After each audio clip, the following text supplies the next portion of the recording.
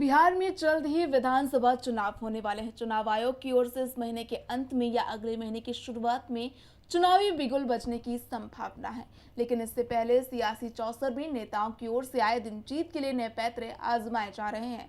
नेता जनता के बीच संविधान, लोकतंत्र और वोट चोरी का मुद्दा लेकर पहुंच रहे हैं, तो वहीं दूसरी ओर सत्ता पक्ष की ओर से मां के सम्मान, बीड़ी नामों की डिकोडिंग कर जनता को लुभाने की कोशिश की जा रही है। वहीं इस बीच बिहार की राजनीति में अहम रोल निभाने वाली पार्टी जेडीयू और आरजेडी के बीच भी जुबानी जंग तेज होती जा रही है। इसी क्रम में बिहार के पूर्व उप मुख्यमंत्री तेजस्वी यादव ने सोशल मीडिया के जरिए नीतीश कुमार और भाजपा की सरकार पर तीखा हमला बोला।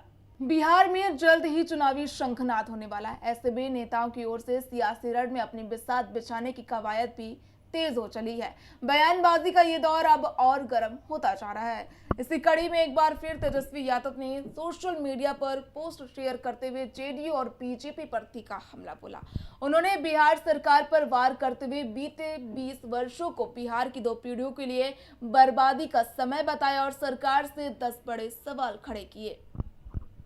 बिहार सबसे गरीब राज्य क्यों है? बिहार में महिलाएं असुरक्षित क्यों? बिहार में स्वास्थ्य व्यवस्था बेकार क्यों? बिहार में इतना अपराध क्यों है?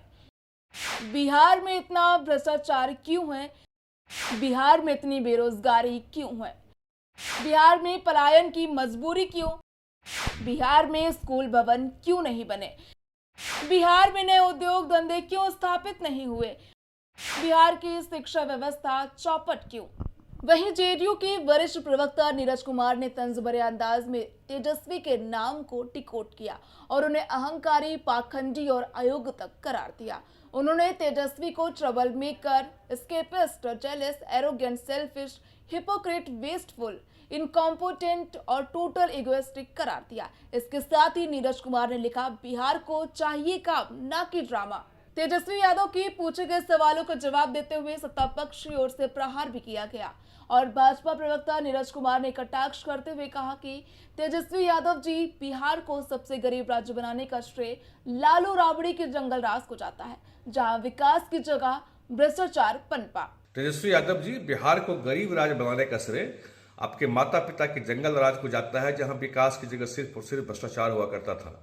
महिला और सुरक्षा की आप बात करते हैं, अब जंगल राज को याद करिए ना, किस तरह से महिलाएं डरी रहती थीं। अब बिहार में कानून का राज है, महिलाएं यहाँ साइकिल से 12 बजे रात को घूमती हैं साहब। स्वास्थ्य की बर्बादी आपके माता पिता के समय में था, जहाँ अस्पताल में पेशेंट की जगह कुत्ते घुमा करते थे। भ्रष्टाचार की नींव तो आपके माता पिता ने बिहार में डाली साहब, क्या बात करते हैं, शर्म नहीं आती आपको?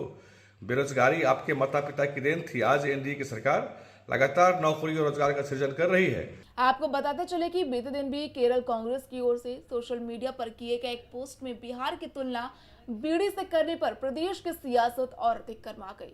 इस मामले पर एनडीए में शामिल राजनीतिक दलों के नेताओं ने तीखी प्रतिक्रिया दी।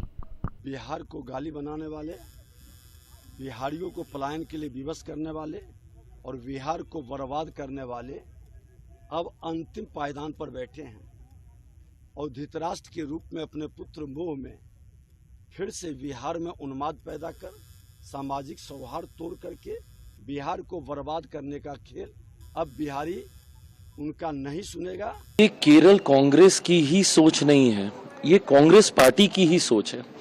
इन्होंने हमेशा से बिहारियों को बदनाम करने में कभी कोई कसर नहीं छोड़ी। इनके राष्ट्रीय नेताओं ने जिस तरीके से उनकी भाषा रही है बिहार बिहारियों को लेकर, इनके खुद के राष्ट्रीय अध्यक्ष बिहार को जब छोटा मोटा राज्य बोल देते हैं। बिहार का अपमान यह तो महागठबंधन के घटक दल का राजनीतिक स्वाभिमान बन गया है। बिहार की पहचान बीड़ी और बिहार से है। अरे बिहार बुद्धिमान बिहार है, बिहार आध्यात्मिक बिहार है, जगत जननी सीता का बिहार है, सूफी संतों का बिहार है। तो स्वाभाविक रूप से तेजस्वी यादव जी, गेंद आपके पाले में है।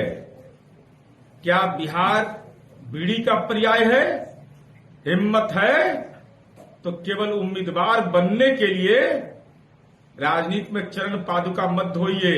बिहार की सियासत में इस समय विवादों, आरोप प्रत्यारोप और तीखे बयानबाजी का दौर जारी है।